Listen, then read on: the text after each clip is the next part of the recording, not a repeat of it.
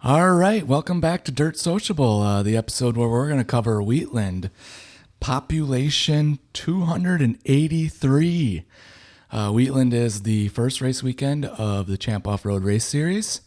Yeah, I'm excited to be back for this episode. Wheatland was definitely a venture. It took a while to get down there. Just a long haul for a lot of the racers, and I'm excited to discuss what our takeaways are, what we saw, and kind of preview into the next race. Yeah, I think we should talk about track facility first. Let's recap how great that place is. Oh, 100% I agree. I think that we should focus on the facilities because I thought it was a great, and I definitely think it's creeped up into probably my favorite facility that we've been to so far. Yeah, I'm going to give it out of a score, 10 out of 10. I don't think we've seen as good amenities as we have at Wheatland since Oklahoma. And Oklahoma was a place that you drove up, unloaded your trailer, maybe put up your canopy, and quickly changed into swimming shorts and found yourself on a lazy river. Yeah, so I didn't get Oklahoma in, so for me, I would agree. Probably giving it a 9 out of 10. The only thing I could say from a facility standpoint, granted, you can cook your food at the campsite, things like that, but the food was all right. I could say it could have been a little better, but there were more food options. I see. Yeah, I didn't have any food outside of our pit, so I take that back. I had food at the circle track. Yeah, but I mean, the circle track had food, so that was great, but if you weren't there at the circle track, down in the facility, they had the food truck. I think they had a pork sandwich or something like that I didn't have, but the options were limited. I see. Yeah, I didn't partake in any food trucking. No, but the grandstand's being covered and you having a place to sit built in, and that was awesome. The bathroom facilities were great compared to some of the other places. Yeah, I didn't take any of the showers in the shower facilities they had because we had shower in our motorhome, but the people that did take showers there gave it a pretty good score, so I think that's a great point to bring up as well. Yeah, and I mean, granted, it took 12 hours. If we would have drove straight, 12 hours, but obviously took us a lot longer to get down there, and I think the drive was worth it. And outside of the drive to get there, even the conversation we had along that drive as far as the history of off-road racing and just off-road racing with the people that rode down with us was a fun experience. Yeah, certainly. So putting my dad hat on and kind of recapping from that aspect from somebody that's going to bring a family. The shade you mentioned, huge. I mean, it wasn't very hot when we were there, but imagine a race there, July, August. That shade would be phenomenal. The level ground, I mean, they were laying down fresh gravel, I think just probably days before we hauled in, which was a little bit loose, so on the pit bike you had a little wiggle woggle to her, but that's all right. I would have preferred that instead of lumpy potholes and all that stuff. So, speaking of pit bikes, how did that go for you? I highly recommend anybody that stores a pit bike to store it with a little bit more care than what I cared about mine. Yeah, we did a few more. I don't know if we would have used the pit bike more because we were relatively close to the track, but definitely did a little more walking than we probably would have if we had functioning pit bikes. Yeah, that's definitely a good point. They had multiple attractions. They had a place where you could go fishing. They had the boat racing pond, which there wasn't any boat racing going on. They had the circle track. They had a go-kart track next to that circle track. They had a drag strip somewhere along the way, I believe. Maybe. This they place. Had a car wash. Don't forget the car wash. Oh, the car wash that you can wash your race car at. Yeah. Yeah, what a great piece of amenity to add to everything that's great about it. So yeah, I agree. Worth the drive. I mean, leaning into a very far/near future. I hope Glen Helen is a fraction of what this is, because then it would make it worth the drive. But yeah, I mean, you're talking about over double the time of driving to get there. Yeah, Glen Helen's probably all of 28, 30 hours from the general Wisconsin area. Yeah, probably. That sounds about right. And it'd take you a good 2, 3, 4 days to get out there. Probably closer to 3 almost, depending what you're going on. Yeah, if you're actually truck driving it, where you're keeping a log, yeah, that's like a 2-dayer with a 12-hour sleep or whatever you got to do. I don't even know the trucking rules, and I think they're all changing. But I'm sure most of these teams that are motorhome rolling are gonna just get 3 drivers and go at it. Still a haul. Yep. Yeah, I drove Wheatland all the way back by myself. That's true. I was awake the whole time on the way back. Yeah, you were co-dogging it. Yep.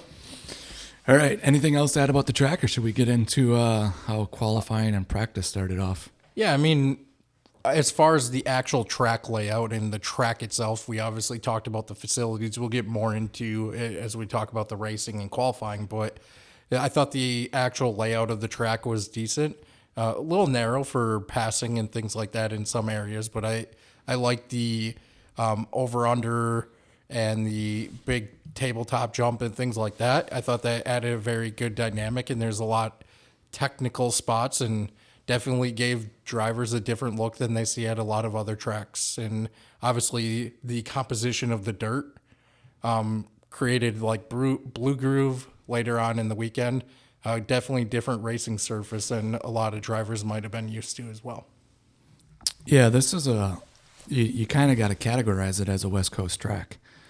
It seems like, even though technically Missouri's in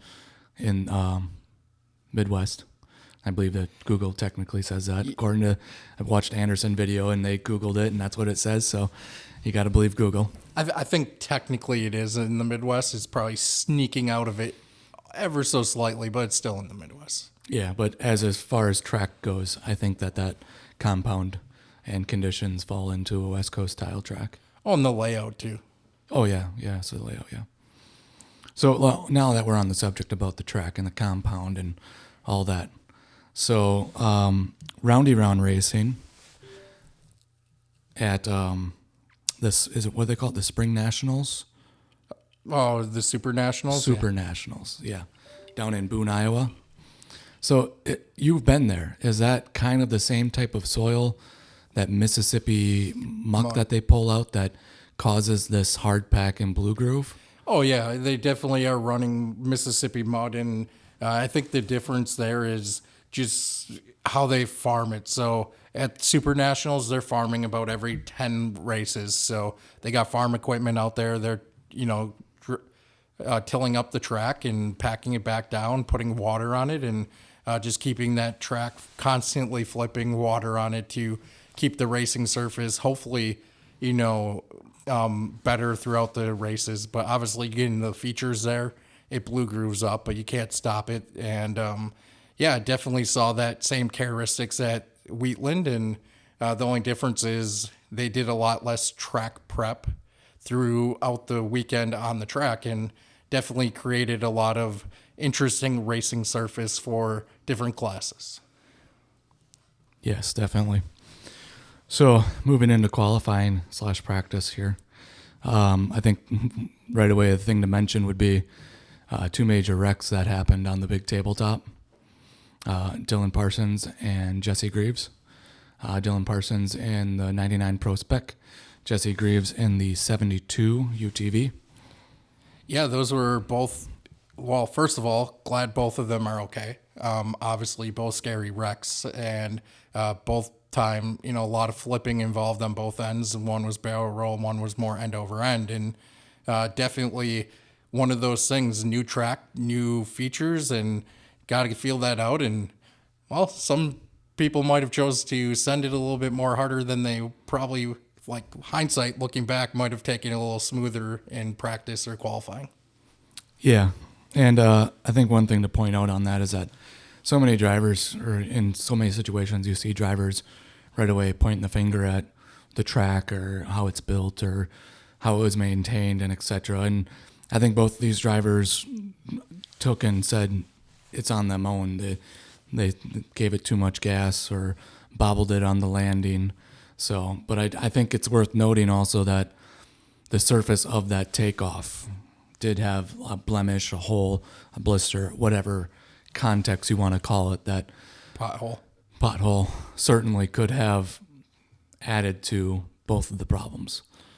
Yeah, 100%. I mean, I think we heard it throughout the weekend a couple times from multiple drivers that there definitely was a spot there. And if you go back and watch the replay, I don't think it would be a shock if you're watching how cars are coming off of that jump. You're seeing them, leaning left, leaning right, coming off on different sides. Obviously, different factors can play in that as well, but it definitely felt like, something at the top of that jump was making trucks jump slightly different from each other. Yeah. So I think we should quickly highlight the top qualifiers. I think there's some interesting results here, and we'll move on from there. But for the pro classes here, pro buggy, Michael Meister, which last year he took a good portion of the season off. Was it all of it, or did he just come for Crandon?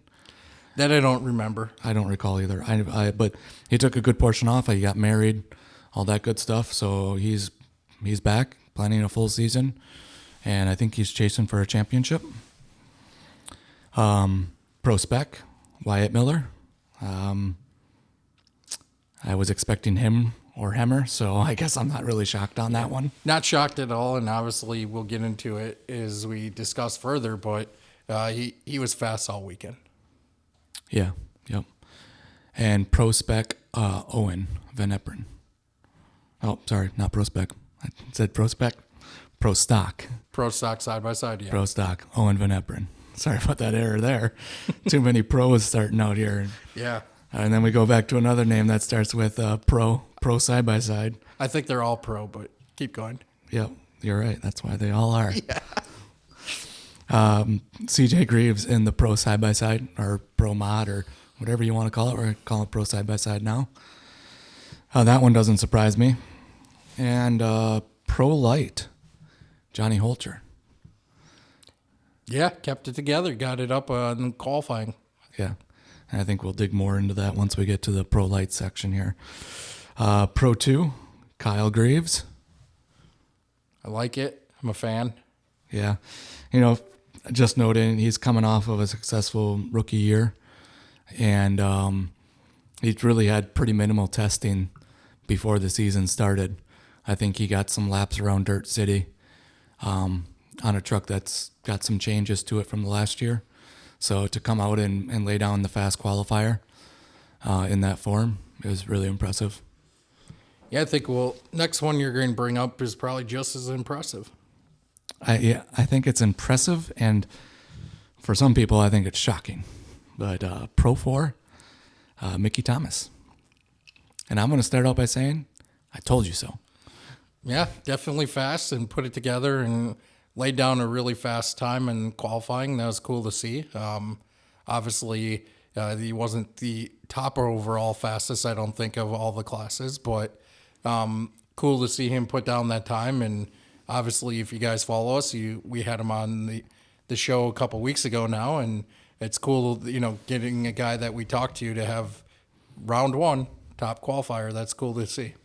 Yeah, I think it's great that you picked up pointed out the fastest time actually was put down by CJ Greaves in the pro side by side for fastest time through all the classes. So maybe a little bit of track condition there, etc. But either way, those pro side by sides, every single year we say they're just as fast as Pro 2s. Oh yeah, they definitely can find a way to hook up a little bit different than a truck can, and just how they're built. I think sometimes they get traction down a little bit better than those trucks. Yeah. So moving into the Saturday race, rain. I think it pretty much. I think we were kind of roaming around the pit Friday night, and I think we got just into the camper in time, and it started raining. And I want to say that was around 10 o'clock or so. So then it rained most of the night, stopped in the morning, but definitely left us with a wet track. Oh yeah, track condition was very muddy, especially early in the day.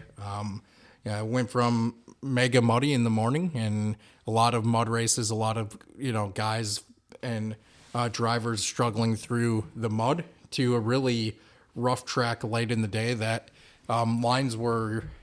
racing lines were pretty limited, because once you got outside of the race line that had been run in the mud all day, you were getting to some pretty rough track because it just wasn't packed down.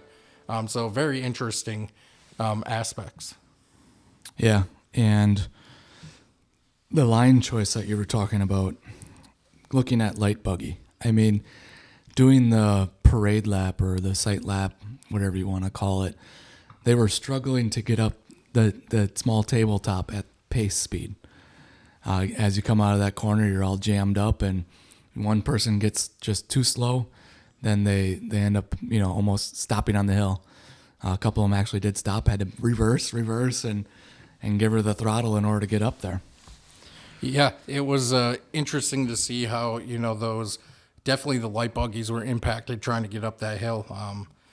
As they progressed through the race, it was very telling that the veterans of the class, the older, drivers that are still around, like Greg Stengel and Ed Holcher, who got up on the box in second and third respectfully, probably used that experience of many, many years of mud racing to their advantage, and were able to, thread the throttle and keep the pace and really, get up on top in that light buggy.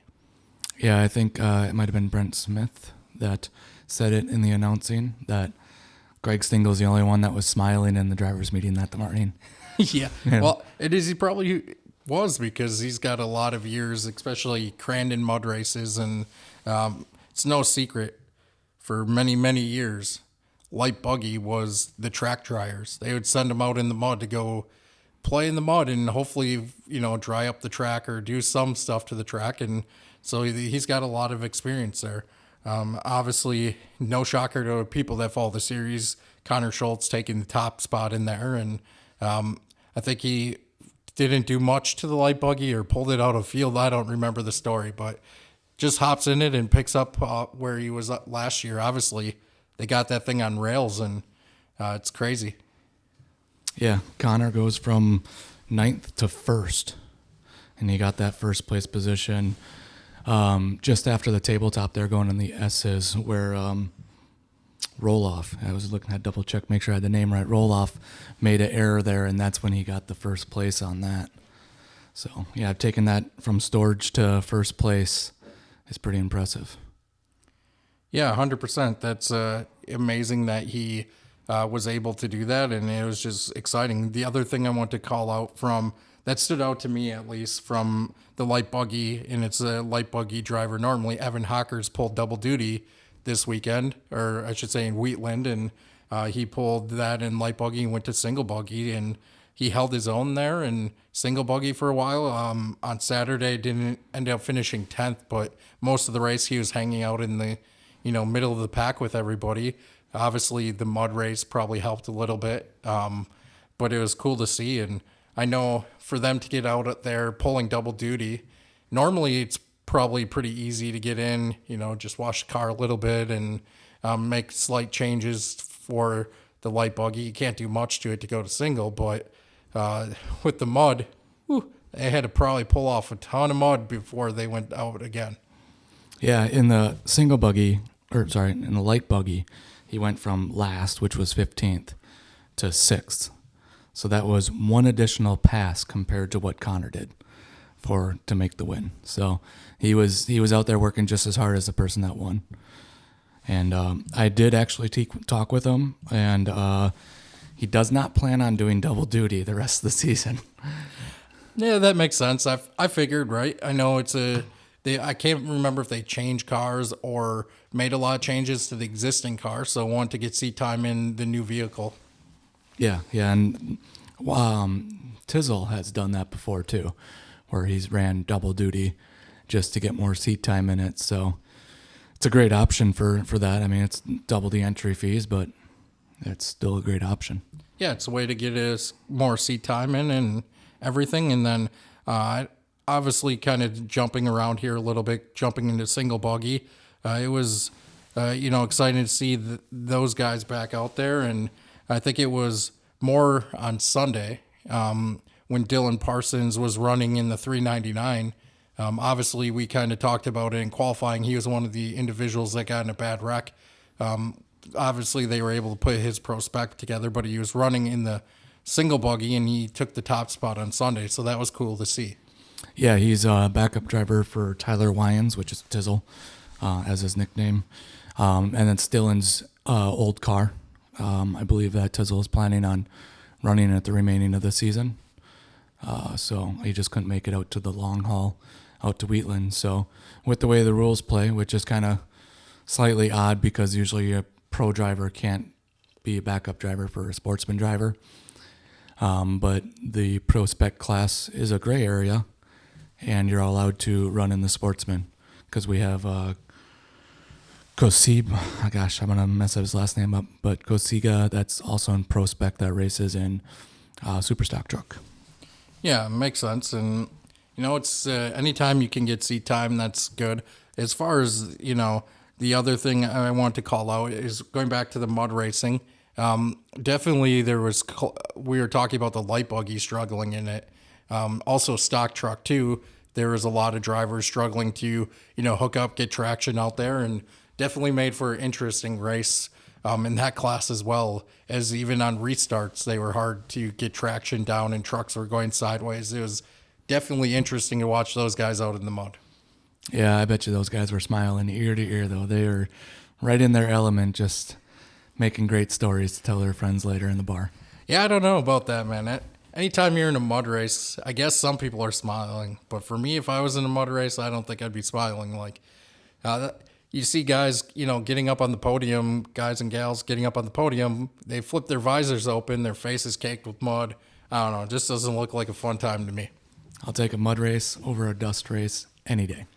Yeah, I'm sure you have a lot of experience getting mud caked too. Yeah. So kind of circling back, that helmet's not even, I think that's after Bark River because I got a new helmet after that. So. Yep. Speaking of mud races, I think there's one right there. Yeah. Kind of circling back to the 1600 buggy. It was a pretty good bumper car session out there for the first half. I mean, Ambos and Seafelt were bumping into each other. Seafelt bumped into Connor pretty good in the S section. That's where Connor got sent back to the back of the pack and had to work his way back up again. Ultimately, he placed third, Connor, after getting sent almost to the way back. Yeah, that's, obviously we talked about in the light buggy, that's, the next class where he's going to hopefully dial that in and be successful. And as you can tell, that's something he's already been able to do is he finished third both days in this single buggy as well. And obviously on Saturday, if they're bumping around, I'm sure as they're sliding around in the mud too. Yeah. It wasn't all on purpose, but it wasn't all on accident. Yeah, I was just gonna say I wouldn't say it all wasn't on accident. Yeah. So should we talk about a race that had a good track? Yeah, let's get into a race that had a good track. I think the first race that had a decent track would be Pro Buggy. Yeah, I think for Pro Buggies, that track set up real nice for them. Yeah, that first lap, I mean, they had way more speed because that first lap, the first top three, almost were victims of the tabletop. I mean, it was burn lower, landing on the front wheel. It didn't look good, but they all came out of it. Yeah, they definitely all did come out of it. It was a lot of buggies left, right, and definitely caught more air than they probably were assuming they were going to. You're seeing there, some of those drivers were up in the stands watching previous races. You're seeing the mud race. You think you might not have traction. The speed, you just don't know, and you get out there and that track set up pretty well for the pro buggies and what they're designed to do. So it was definitely, like you said, very interesting off that first tabletop for all of them. And then once again, we saw it both days, just like last year, pro buggy class, you're seeing kind of the division of, there's a pack up top and then there's a pack that are running towards, there's definitely two separate packs. You got, the probably 5 or 6 cars up in the first group and then the rest in the second group. So just that division in that class between, the faster pro buggies, lack of a better word, just saying the faster pro buggies, and then the next group. And it's just interesting to see that division happen year over year. And not saying they need to change anything to, slightly or change anything to try to get them closer for better racing. It's just interesting to see that gap, year over year. Yeah, I noticed that gap as well. Even on the timesheets and stuff like that, it's really there's the top 5, and then there's a sizable gap, and then there's the rest of the field, and they kind of get scattered throughout. And a track that has technicalities, a lot of turns, can compound a gap like that. It takes just one guy having an error and stacking up the field, and then they get around and they just correct themselves and they don't get a caution. So that contributes to it. So to highlight, the finishers are third Drapkin, second Bernlohr, and first Minder. So looking at that podium, the California guys are here, and they're definitely competitive.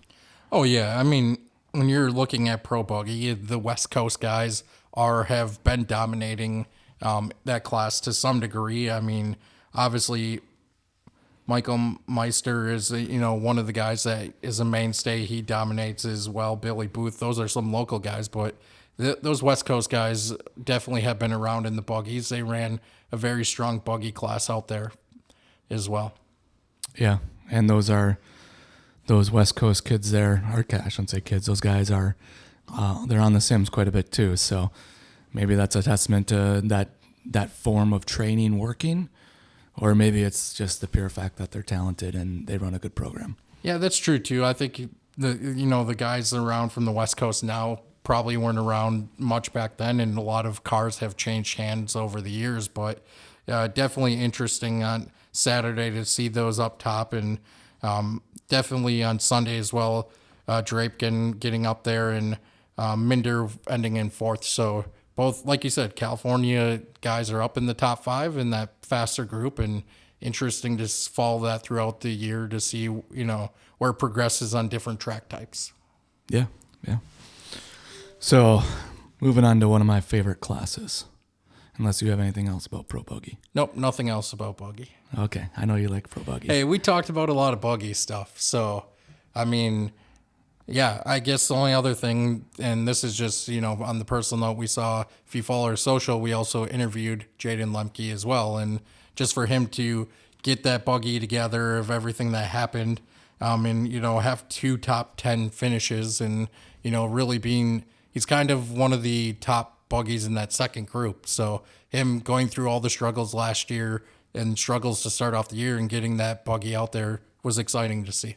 Yeah, certainly. It's always more fun when you have somebody to cheer for and you have somebody that you personally know. And that's why this next class kind of makes it exciting for me. I'm highly involved in the prospect class, and for Saturday, I'll just name off the top 3 right away so we kind of get that out of the way. Third is Cosiza. Again, I'm sorry if I messed that up. And then second, Chris Vandenhausen. And then first, Wyatt, the Thriller Miller. Yeah, and then obviously on Sunday as well, Nick Visser, Avery Hemmer on second, and then Wyatt Miller on the top. So definitely, I'm sure you're going to get into it a little bit more, but a youth movement. We saw it last year. The young guns getting into the class, and definitely seeing them, continue what they did last year and even taking a next step up. And I think there's even, Gavin Plummer as well, another young guy in the class who finished decent, I think, right? Yeah, I don't have the full finish sheet, but I believe he's a top 6 kind of guy. Yeah, it'll be interesting to see. It's definitely...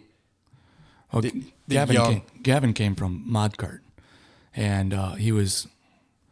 Actually, no. He was going to be in a Mod Kart this year, and he chose to go a different route and go right into the trucks. So I think he's coming right off from kid karts. I'll have to...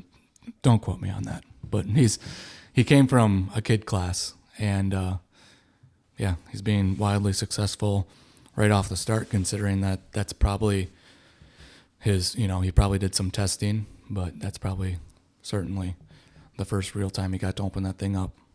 Yeah, definitely. But I think the talk of the weekend is definitely Wyatt Miller taking the top spot both days. And anybody that followed him last year in Pro Spec knew that he had the capability of being a successful driver. For him to come out again and be excited to run Pro Spec, I wasn't really shocked by those results if you followed it last year. Yeah, and last year he was a part-time program. So he split the truck with another Ryan Beat Motorsports driver, another young driver. So who knows how much practice he got beforehand on that thing. So I'm sure this year with him planning to do a full season that he got practice in beforehand, got that thing started set up, and that truck is probably more directly suited right for him. Oh, yeah. I mean, even last year with the case being, the part-time, you could tell that he was just very smooth, had his lines down, and could run very smooth lines and be fast. And obviously they dialed in even more for him this year if he's running the full, the full schedule. And it's exciting to see. Like, it's going to be tough to take Wyatt Miller off this top spot throughout the year. Obviously, he does a good job keeping his truck in one piece for the most part. And I don't think he's definitely going to have a challenge, though. I think Avery Hemmer is going to be able to, really give him a run for his money throughout the season, because obviously on Saturday there's things that happened probably that, we uncharacteristic for her from what we saw, last year. So I think, as she gets more seat time, she'll become, figure out different lines and things you got to do in different track conditions. And it was definitely, you could see that on Sunday when she took second. Like, the one bad day didn't knock her down. She came back, got a second. And I think it's going to be those two competing for 1-2 a lot this season. Yeah, and for Avery Hemmer, that's essentially her third race in that truck, because she only raced it at Fall Crandon the year before. Yeah, so it's definitely, like I said, I think it's going to be a good battle all year, and I think that's your points battle. Yeah. So I did the math on the average age. What would you guess the average age of the current Pro Spec classes? 23.5. Well, I didn't go to the points. Okay, 23 then. Okay, it's 27. So I guess a little bit more than what you thought, but I guess there's some veterans in there that skew it the other way too. yeah, I don't want to call anybody's names out, but Cosiza brings up the average by a little bit there. Probably. Again, sorry if I'm saying your name wrong, but that's all. You DM me or call me or whatever and tell me I'm doing it wrong. Yeah. Yeah, interesting. I thought it would have been a little younger than that. Yeah, well, that one brings it up a bit, and then, yeah, the majority of them are mid-30s to low 30s. So Makes sense. and then obviously the pack of 13 and 14-year-olds. That's crazy. Yeah. I can't even imagine that. Like, just trying to picture being 13, 14, like driving a truck like that. That's crazy. It's amazing how far the sport has come, and how the youth movement, and they are able to drive it. Like, we weren't even driving. Well, you were driving a vehicle at that age, but it's not like you were legally able to drive a vehicle on the road at that age. Yeah, and then just a small comparison. Last night, I was at WIR, and every once in a while, I got to go to a round-year-on race to really appreciate off-road again.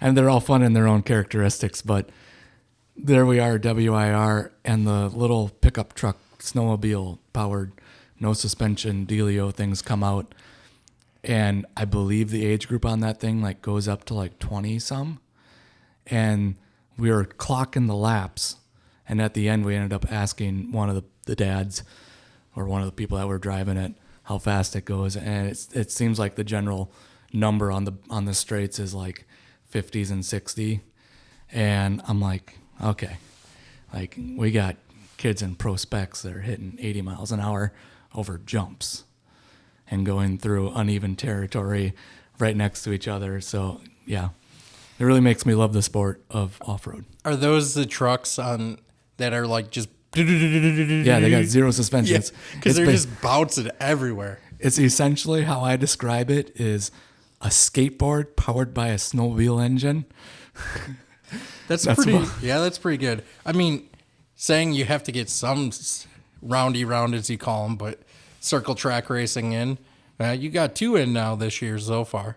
Oh yeah, they had roundy round racing at Wheatland. We got to Wheatland. check that out a little bit. I mean, granted, we spent most of the time talking about the history of off-road racing with a bunch of people inside the bar, but we were at the track for some of it.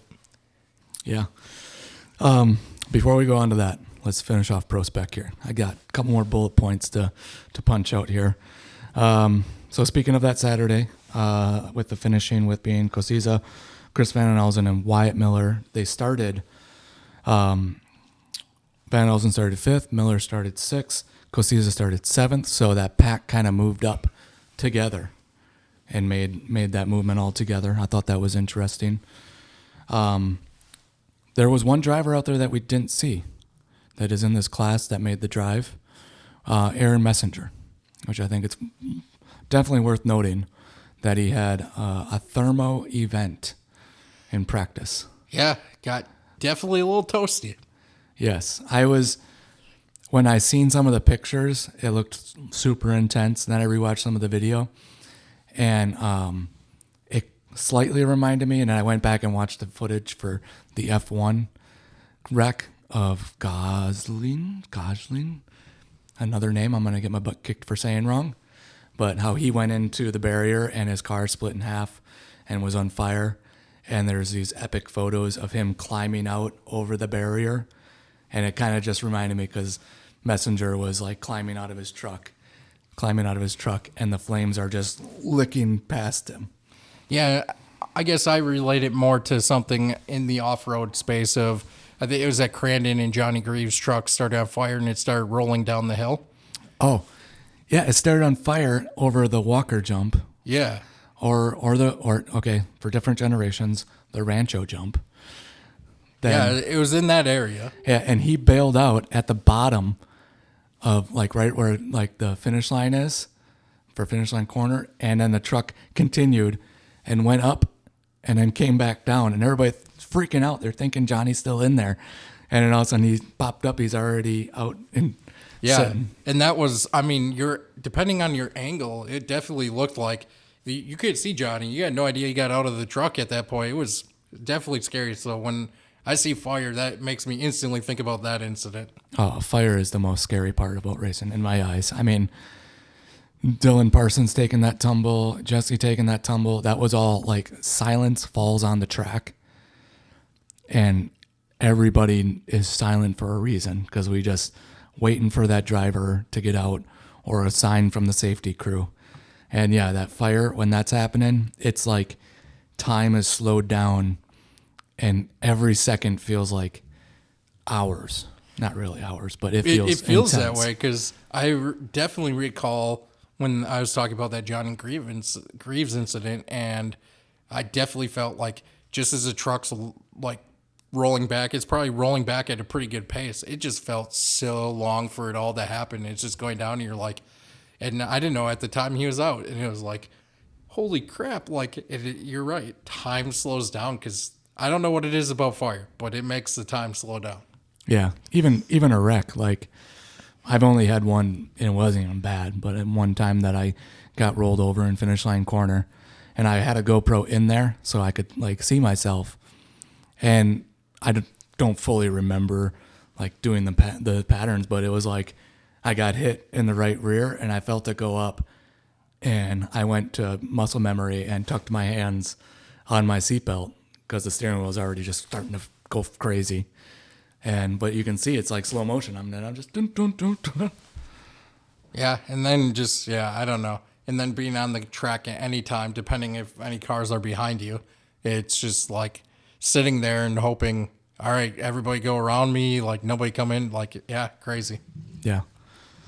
So moving on from the scary parts of off-road, let's move on to some good stuff. Oh, Dylan Parsons, since we're still on the topic of scary stuff. I was just going to say, are we moving from scary or staying out of the scary stuff? This is a positive. So Dylan Parsons gets out there on Saturday. Unfortunately, he has an axle that breaks.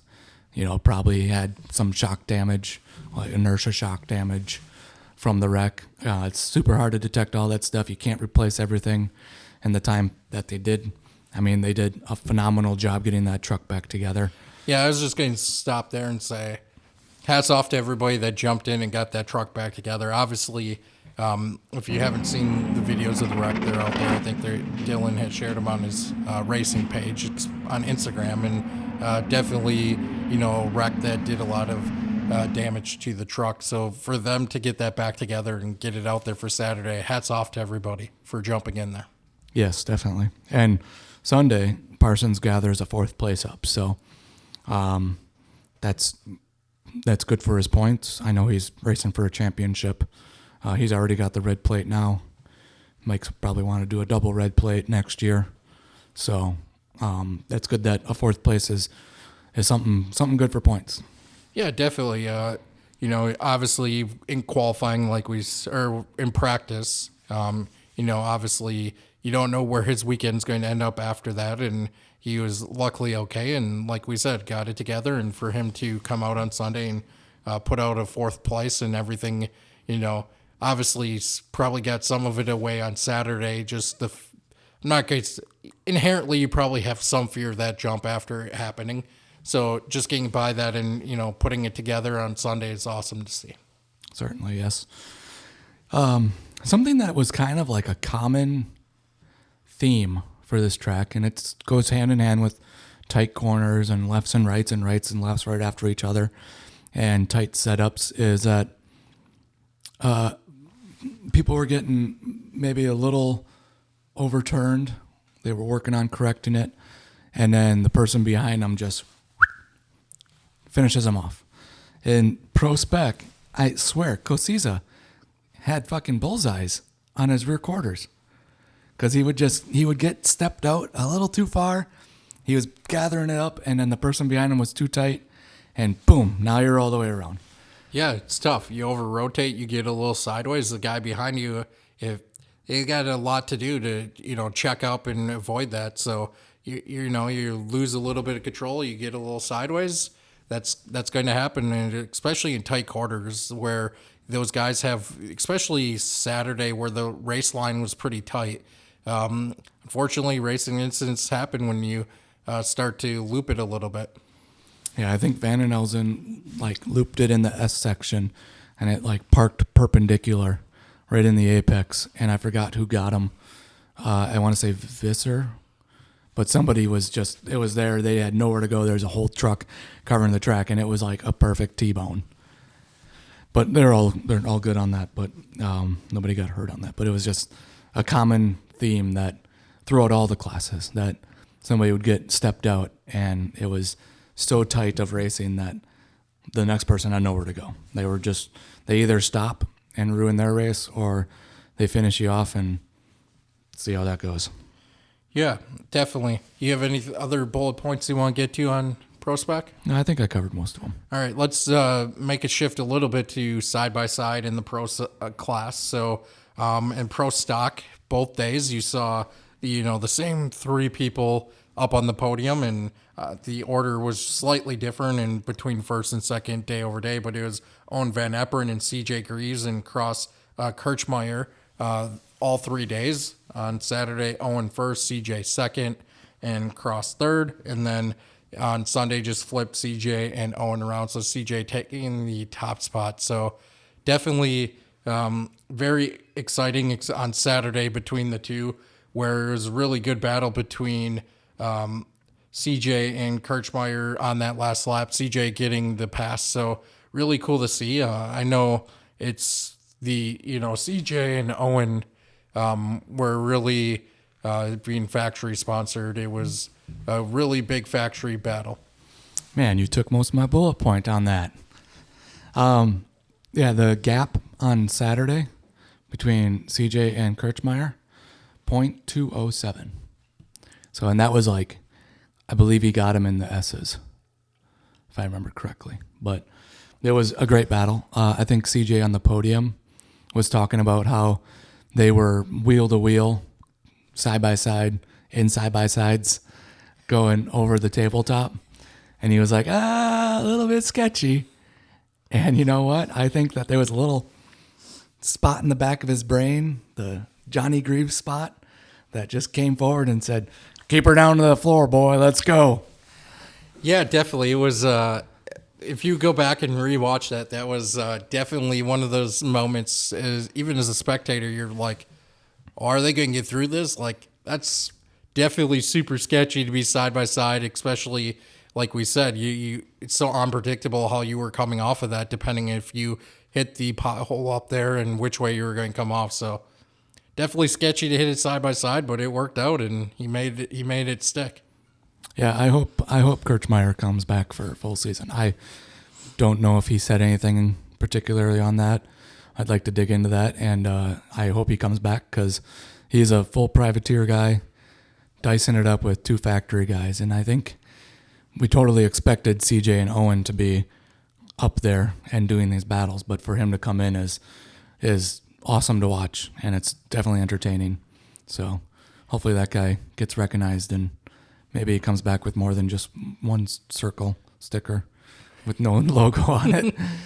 Yeah, definitely. The other individuals I want to shout out particularly is I can't wear the hat for Broken Dirty and not talk about Broken Dirty in this class. And so obviously Tyson and Dylan Marquardt finished 5th and 6th on Saturday. And then Tyson had a good run up into 4th on Sunday. And Dylan was only a few spots behind him in 7th. So both of them had solid weekends and the ability, can't do nothing with a 4th and a 5th. Like, that's a good start to the season. They both started off strong, and I don't know what their full schedule looks like. I think they're still trying to decide if they're going to run a full schedule or not, and hopefully they're able to, and that's a good start to the season for them. Yeah, and when I was rewatching the flow, just to refresh the old mind here, they had a lot of camera time, and they're twins out there. It looks just lockstep. Just choo, choo, choo. It was great to watch. Yeah, definitely. And then switching it up to the pro side by side, which we had kind of discussed to some degree before in the qualifying aspect, but it was definitely a CJ Greaves show out there. CJ Greaves taking the top spot both days.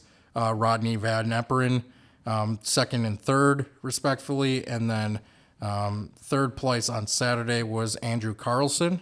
And I'll get into that. I have a tidbit I want to discuss on that. And then 2nd on Sunday was Owen Van Eperen. So the Van Eperens filling out the box on Sunday. So, but the thing I want to get to on Andrew Carlson is it was interesting to see him running the side-by-side and not the Pro 4. Yeah. I don't know what the full gig on that was. I mean, they had their semi there. I think they could have fit it in there. I think it's done. I mean, that's a question to certainly ask him. Yeah, it'll be interesting to see. Like, that was definitely eye-opening, and it would have been exciting to get another truck in that Pro 4, so we'll see where that goes the whole season. I would assume he's running it. Yeah, maybe he's just not chasing a championship. Maybe he's just focusing on chasing a championship in the UTV. So, and he thought that maybe distributing the efforts for Wheatland was the best option there. Yeah, I know a lot of guys mentioned it too. Maybe it was crew related. Maybe they didn't get all their crew guys. Who knows? I know a lot of guys had mentioned shouting out to their crew making the trip and individuals that might have not been able to make it. So I doubt that was the case, but who knows? Yeah. So for Saturday's race, Owen had a part failure. His wheel was all... So that's, other than that, he was a strong contender in that situation. Yeah, he definitely was. It was unfortunate to see that happen, and he was definitely going to be a contender on that day. Yeah, and then also Ronnie Anderson. It would have been nice to see how he would have played out for him if Laterna wouldn't have used him as a rolling barrier. Yeah, we saw that in some races for sure. Yeah, it's one of those situations. It's a tight track, but that one was definitely front left to right rear, and it just was not a good ending. So Yeah, definitely.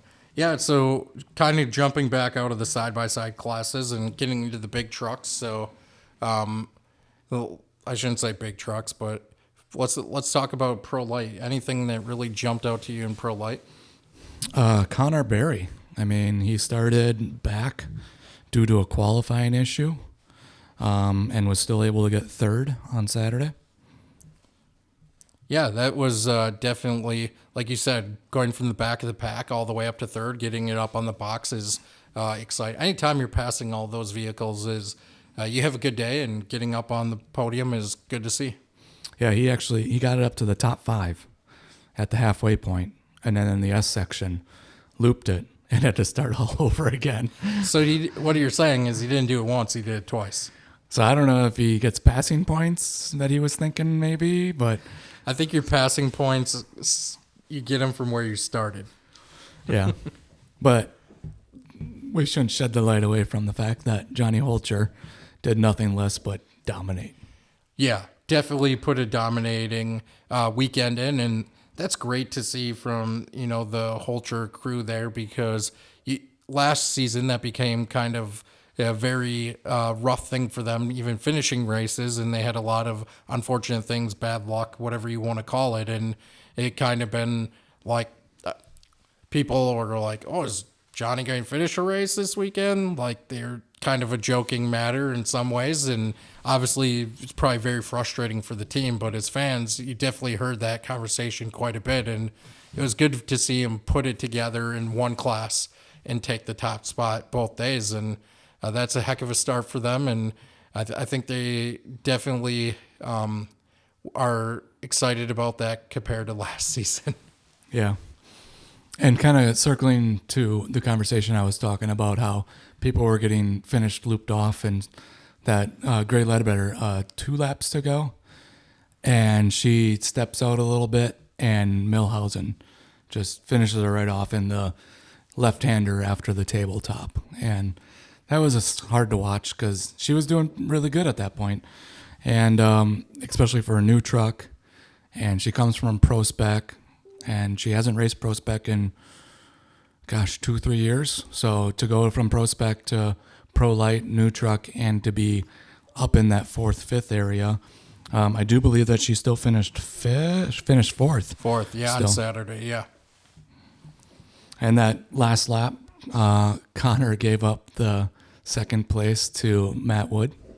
Yeah, otherwise Connor would have went back-to-back in 2nd place if, obviously forfeiting that up. And then, like we said, on Sunday, it was Holcher, Connor Berry, and Michael Funk to finish out that top there. And Gray Ledbetter had a rougher day there, but exciting to see. It was 10 trucks in the Pro Light, and definitely like to see that truck count early on in the season. Obviously, as we progress, you get to your Crandons, you get to the fall Crandon, things like that. Truck counts will fluctuate throughout the season. Usually fall Crandon, they'll go up, but starting with 10 trucks on the season, good to see.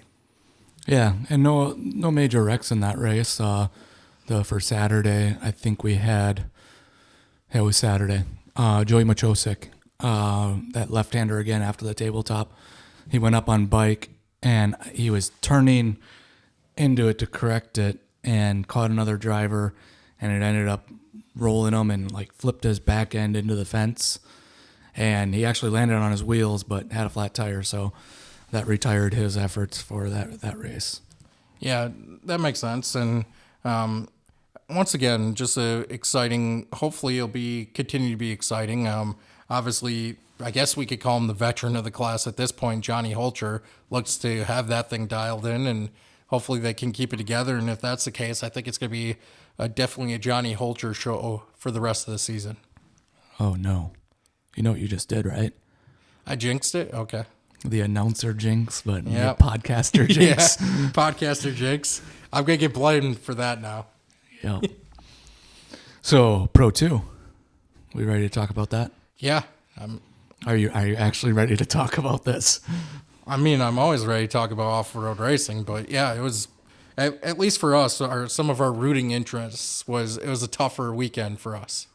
Yeah, I'm going to call it a learning weekend, but I'm going to say right from the bat, the corner start was BS.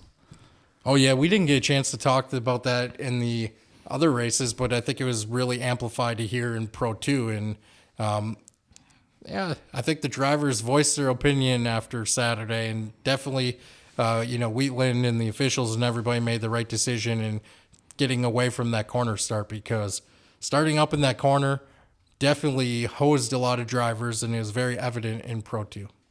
Yeah, and I seen it, and I'll try to get some footage of it and add it right. But the punches I shouldn't call them punches. The nudges were already being nudged before the green flag was dropped. And that just intensified that whole corner start issue. And it obviously didn't fare well for more than a couple drivers. Yeah, definitely on Saturday, a couple drivers were the casualty of that start. It was a very exciting race. I mean, Ryan Beat took the top spot there, Ronnie Anderson second, and Ricky G third in that spot. So just really exciting to see that performance from everybody. And it carried over to Sunday as well. I mean, this time we saw once again, veteran of the class, running a full schedule this year, Keegan Kincaid take the top spot, Ryan Beat second, and Ricky G third. So nice to see Keegan get it back up on the top. Yeah, that was a nice surprise. And I mean, we all heard the announcements he's running for a championship. So it was nice to see that words are being formulated into results.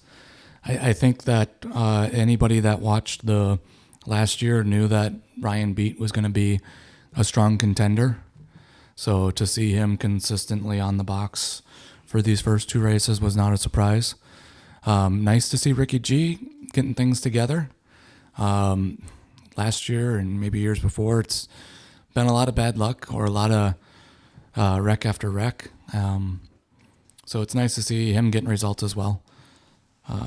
You knew last year after Ryan Beat, battling through everything he did to still get the performance or the results he did. It was exciting to see him back in the truck, and it definitely is fast again. Yeah, and I think that we're going to have a points battle just as close as we did last year because, as I like to remind people, Ryan Beat was second in points, and the third in points was Kyle Greaves, the rookie, in Pro 2, only behind by 1 point. Yeah, 100%. I think you're going to have probably 3 to 4 guys battling it out for the top in points, and I think although the results for Kyle Greaves weren't what he was probably expecting on the weekend, I'm going to fully anticipate Kyle Greaves turning that around and being at the end of the season somebody we're talking about mixing it up for hopefully a points championship. Yeah, when you go into the turn 2, an incident happens and it shreds a tire, and unfortunately, maybe hindsight, they could have pulled in the pits right away, kept him on the lap. But it's hard to see that right away. They had all of just milliseconds to determine that. But even that, where it happened on the track, spotter could still see the cars from there, but it is a good enough distance. You might have not picked up a tire right off the bat, depending on the angle you had at it as well. Yeah, but he made lemonade with lemons. I mean, he got that tire changed. Unfortunately, the tire did delaminate, and it spun the shock and caused basically the right rear shock to go to 0. And he still laid down the second fastest lap in the race. It just in the back cooking laps with a 3 shocks out of 4. Don't worry though, hate to see your guy go in the pits, but it is always entertaining when somebody goes in the pits and the what they call themselves, the pit sluts, get out there and they throw down that jack, and whoever it is, it's dang entertaining watching them get that jack up there because their arms are just flailing and going. It's hilarious to watch. Yep, a Harbor Freight jack has never worked so hard in its life. Yeah, I don't know what. I think it was last year. It might have been 2 years ago. They got the pit stop on the camera on the track, so you got to see a close up of them, and the arm was just getting that thing up there. Is always entertaining. Yes. Speaking of entertaining, Pro 4. If you're ready for that. Yeah. Oh yeah. Sunday's Pro 4. I know I'm jumping ahead here. But Sunday's Pro 4 was one of those races. If you were there, you walked away, you turned to the person next to you and you're like, what did I just see? What happened? Someone recap that for me because I don't even know what just happened. Yeah, we were sitting right next to each other and we did that. And we were sitting around other people that it was like, okay, who to, what, when, where. But let's start with Saturday. Yeah. Okay. 2 turns. And Johnny and Henderson can't keep their hands off each other. Oh, come on now. Johnny was just skateboarding. Yeah, well, a little, what was that, a 50-50? It wasn't 50-50. I don't know. I was never a skateboarder in the back of the day, but it was right over top of the truck. Yeah, that was crazy. I mean, the fact that nothing really broke or shredded significantly in that was pretty crazy. Yeah, I'm not going to say Henderson planned for it, but I didn't see radiators really all high up in that thing. So maybe he's got them in battle mode, hiding, making sure that things don't happen to him. Yeah, I don't know, man. It was crazy. It's also one of those situations too. Both drivers trying to get to a line. They both meet each other trying to get to the same racing line, and well, knowing both of those drivers, they're not lifting. Yeah. Neither one lifted, and that's the result you got. One heck of an entertaining ride. So first half of Saturday's race, Anderson is leading. And for the majority of it, Mickey Thomas is staying in the top 3. Again, I told you so. Yeah, so far looking like a good prediction early on. And the gap between 3 and 4 is about 2 seconds at times. So that's another example of how we're getting divisions within divisions. Yeah, I mean, I don't know. At least on Saturday, I definitely didn't have Cole Mamer winning the race. Your bingo card didn't have that? No, my bingo card definitely did not have that. He's fast. Yeah, he was fast. And then obviously RJ Anderson second, CJ Greaves 3. But it was exciting to see, the mix-up of teams. Obviously, it would be nice. RJ Anderson was fast both days.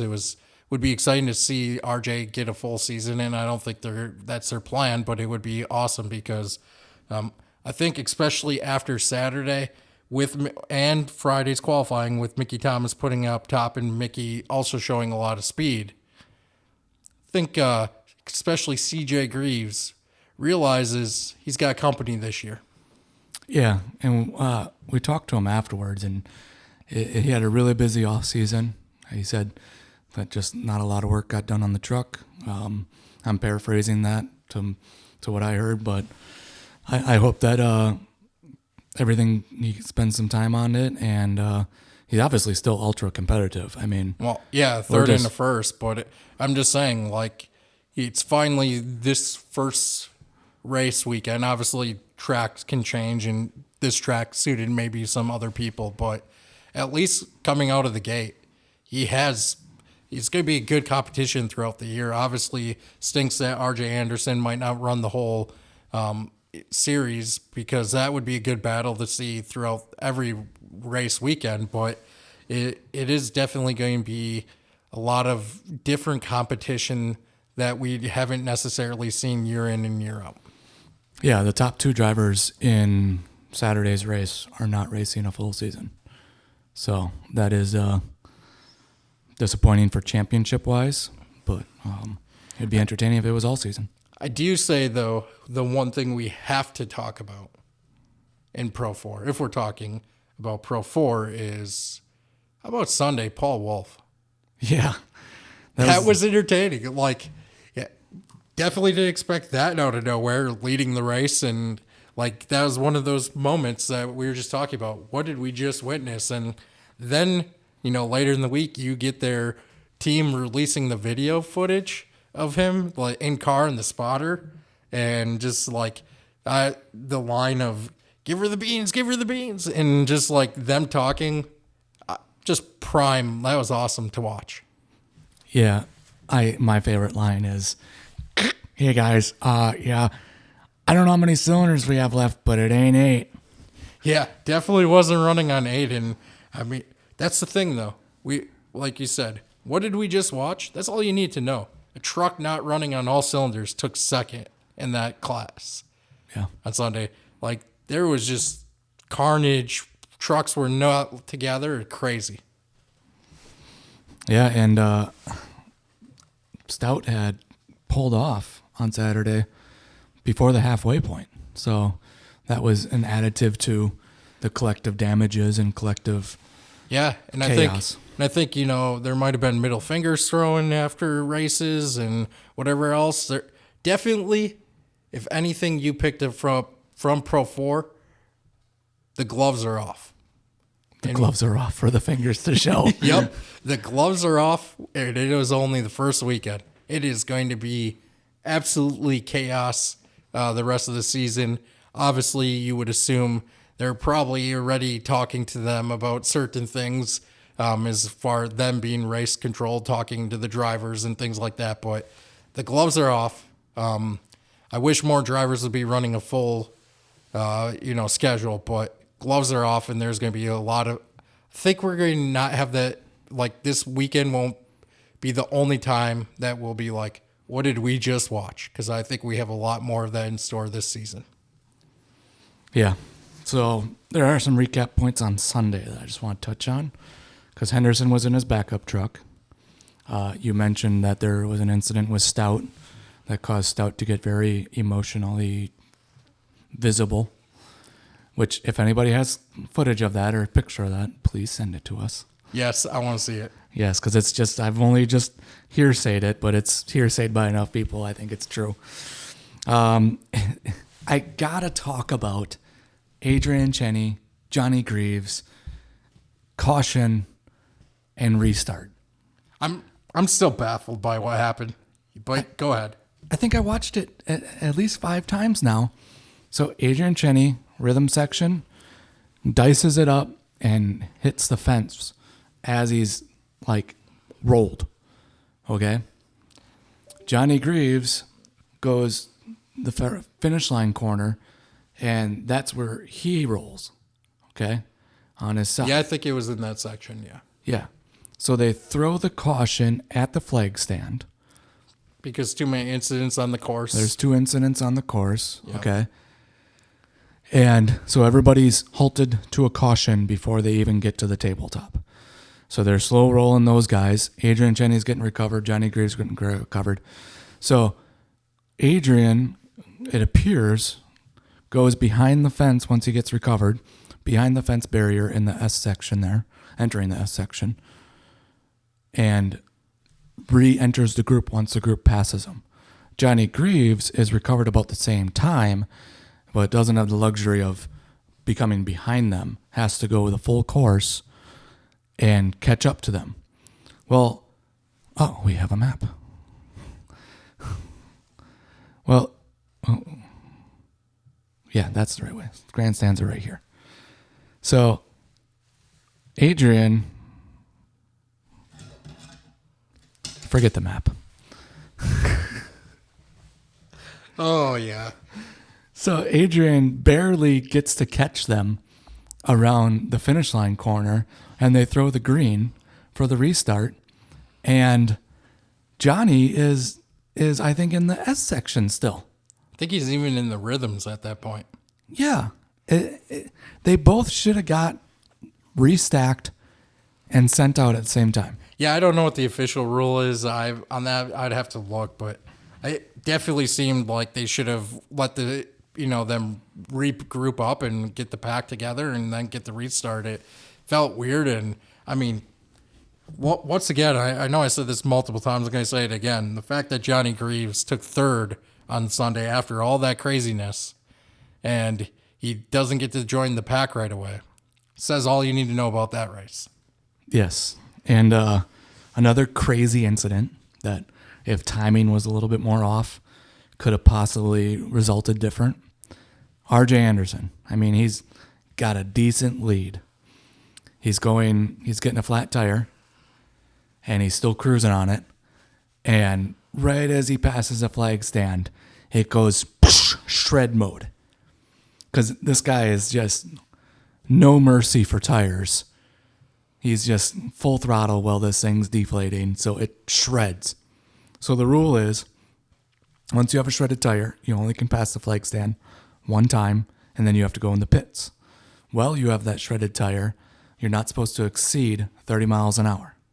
So that happened I got to look to double check to make sure with about 4 minutes left to go is when it started going down. It shredded at 3 minutes left to go.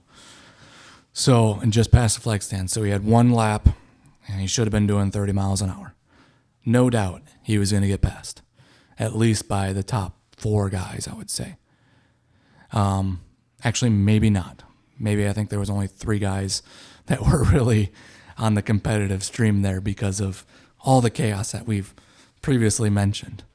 So imagine the situation where that tire would have not shredded for at least 2 more laps or a lap and a half. Could have got him past that flag stand, shredded it, and just 30 mile an hour a lap, and he still got first or second.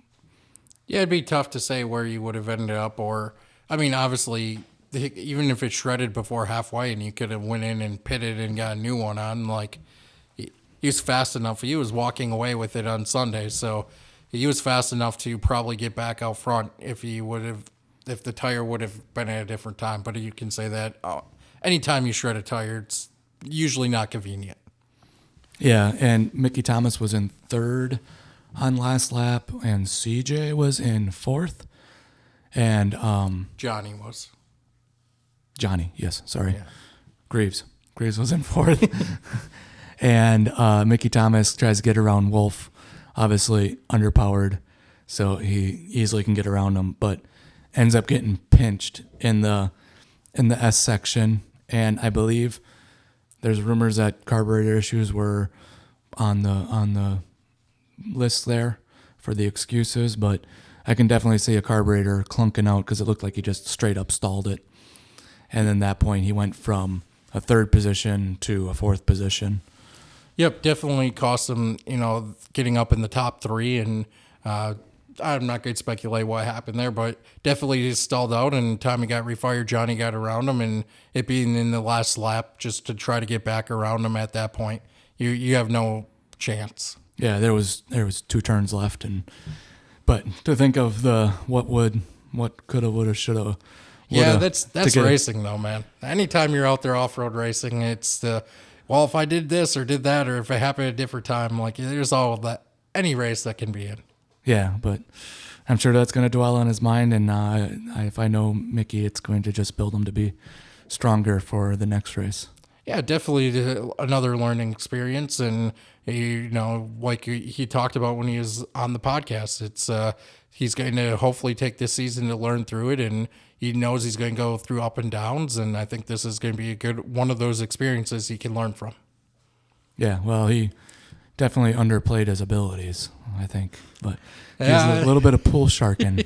Maybe. Yeah, so, I mean, we talked about pretty much all the races here. As far as Wheatland goes, is there anything else you want to recap out of it or finish off with? I was just drinking my drink there while you got me there, trying to finish my coffee monster and bourbon. Well, you are slow because I'm out of my drink for a while now. So yeah, this one might have separated, so I'm getting the fun bits first. Makes sense. But no, Wheatland was awesome. The journey home was entertainment. Every minute was entertaining. Yeah, it was entertaining. Definitely, the journey home was eventful. Yes. We'll leave it at that. If you know, you know. A whole bunch of teams passed us on the highway. Yeah. But yeah, we had a trailer tire that had some issues. But a miracle that it happened on the way home about I don't know, 40 miles away from home. Yeah. So we had resources and we had abilities. Yep. We still got home the same night. That's all that mattered. Hey, it was somebody was looking out for us because it was Cinco de Mayo, and the exit that we happened to have to pull off of had a popular Mexican restaurant that made a great margarita. Yes. So we got to enjoy some margaritas with everybody and chips and salsa. Yep. Ended up being not bad. Yeah, we waited about 2 hours for our trailer pickup to come, and that was enough time to relax a little bit with some margaritas. Yes, it was. But yeah, as far as Wheatland and everything goes, hopefully, as the race series, we continue to go back there. It was exciting. I'd make that trip more and more. Let's look ahead a little bit. So we're now staring down a couple weeks away from Anago in the next race series for Champ. Some of our sportsman classes in Pro Buggy, Pro Spec probably got some time in at Lena at Dirt City this weekend that we're recording here in May, and for their little off-road racing series. But for Champ, at least, we're looking at Anago. Going into Anago, what are you thinking? Like any driver you're looking out to watch for, or what are you looking for at Anago? Well, I think, again, I'm going to be watching Mickey Thomas, see if he can continue his progress. That's a plenty more tighter track, smaller track than what we just were at with Wheatland. So that will test, again, the skill that you need in order to be a technical driver. Going for Pro 2, Kyle Graves again. He won the Kyle LeDuc Cup there, which I hope they do that again this year. Haven't seen any postings about it, but I believe it's going to happen. Fingers crossed. Again, I'm looking for him to show truly what his average weekend is going to be with being way more competitive. Luck will be on his side. Yeah, and definitely for Kyle Greaves, I'm looking for him to bounce back. I think it'll be a good track for him to bounce back from Wheatland. And the other thing I'm kind of looking for in Pro Spec is to see now that, Dylan Parsons was able to get that truck apart, fully look it over, do whatever repairs they had to do between Wheatland and Anago to see what he puts together in that truck now that they've got another, a little bit of a longer time to get that looked over. Obviously, we talked about it Sunday, he was in fourth, and just seeing what he gives for the young drivers in that Pro Spec, see, what him fully up to speed looks like against Wyatt and Avery up there. Yeah, I fully expect that Wyatt and Avery are going to be the two people that are going to be consistently on the box, and the remaining class is going to be fighting for third and then second and a potential first in an incident where, you could also see that Pro Spec might play out that Avery and Wyatt are continuously on the same speed and they battle each other. And just like you've seen at Wheatland, Avery overturned and collected Wyatt, and Wyatt wasn't like damaged, but he was without driving through the vehicle. He had to stop and turn and go around it. So you might find that Pro Spec. Yeah, incidents happen or bad luck. You never know what's going to happen there. And and then the other thing I'll be looking for is just what does the truck count look like? What does the pro count look like for vehicles going into another weekend closer to home? Obviously, we know that Pro 4 is going to have some, drivers that aren't there, Pro 2, things like that. So there will be some attrition in Pro 4 for sure, but we'll see what else gets added. Will Andrew Carlson have his Pro 4 out there? Whatever happens, but I'm definitely going to be keeping my eye on the truck counts and seeing where they go from the first weekend. Yeah, and speaking of the truck count, I think it's going to gain. The Sportsman should be much higher or significantly higher. There should be a notable change there. But for pro-wise, I think it's going to be a decrease. We're losing the Andersons, which was three vehicles right there. Yeah, and Pro UTV, Pro 2, and Pro 4. And that's a shame. Pro 2 especially, I don't know if I even touched on it, but Ronnie was super competitive. He's sitting second in points right now. And I think, judging by the knowledge I have on the trucks in that field, he's got the oldest one, and he's making that thing work. And he's showing that he's talented, and it would be really cool to see both of them there all season in all three classes. Yeah, I think this isn't unique to us, but it's definitely something we talk about quite a bit, is just being advocates for the sport. And we want everybody out there every race weekend. And obviously, it would be amazing if you show up one day and Pro 4's 20, 30 trucks. Like, that would be awesome. I don't know if we'd ever get there again, but it'd be exciting to see. Yeah, 20 or 30 trucks, I'll take that, but I'll take 20. A constant like 15 would be nice. Yes. But I think with the movement we're seeing, Trey Gibbs, Mickey Thomas, they both moved up a class this year. If that continues a trend for other Pro Spec, Pro Light, Pro 2 drivers to continue to paddle on up, then we might see that Pro 4 class staying strong. Yeah, I think it's a testament to, we don't want to get into it too much because there's differing opinions on how many classes we have, but it's a very good testament to just what they've done as far as the youth program goes and the progression of the youth drivers through youth classes and being able to get introduced to off-road racing at a much younger age. I think we're going to hopefully reap the benefits down the road of the youth continuing to grow in the future of the sport. And I definitely think that'll help keep truck counts hopefully somewhat steady throughout the years. Yes. And drivers are being more creative now, too. I think it's worth mentioning that CJ Greaves is doing a creative event right in the near Green Bay Central area out in Maribel at 141. Do you remember the date? If not, I'll put it on here.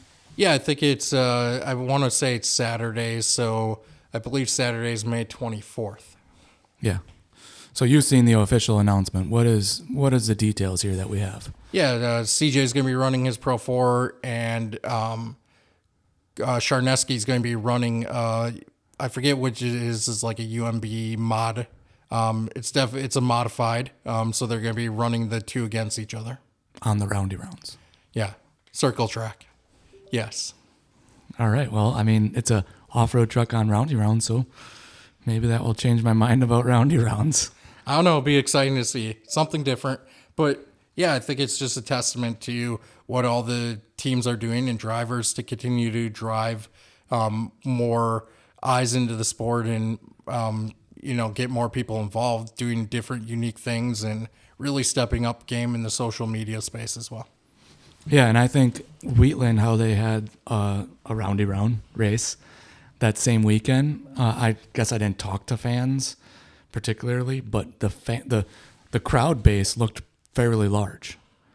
Like, I would compare it to a Spring Grandin type of deal. I would compare it to an ERX fan base. So you mean the fan base for off-road racing you're talking about now? Oh, I mean the fans that were their attendance, the attendance amount. For off-road part of it, though. Yes, I think that the roundy round people bled into the off-road racing. No, I think it was the other way around. Oh yeah, no, every off-road guy went. I don't know a single guy that didn't go over there and enjoy a burger and watch some people go around in circles. I don't know a lot of people that watched all the way to the feature. I think a lot of people might have ended up in the bar or back at their camp doing more productive things. But I don't know. I feel like for sure off-road racers might have taken over that bar. Maybe. Just a little bit. Yeah. Yeah, and I don't think they got the memo that there was Wisconsinites in there because they closed that thing down at like 11:30. Yeah, they definitely closed it down. We could have spent, I don't know. We ended up in a lot of conversations about the history of off-road racing and like off-road racing with a lot of people. And I could have definitely talked there, like sat and talked about off-road racing history for hours. Yeah, we get into that predicament so much that we're just like, just needs to be a fly on the wall. Let's just wear our wireless mics, not tell anybody. Yeah. Get the stories out. There's so many good stories. And then after they're, had their drinks and told the stories, we go, oh, by the way, that was recorded. Are you okay with that?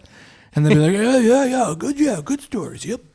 Oh yeah, 100%. No, I think we definitely benefited from that. Though I think we have some people lined up from those conversations to hopefully get on the podcast throughout the season, or who knows? Maybe you'll see us in doing things past the season as well, as far as interviews with drivers, sharing some of that history. And I'm excited. I know got some sportsmen that have been around for a really long time, and hopefully that all pans out and we get them on the show.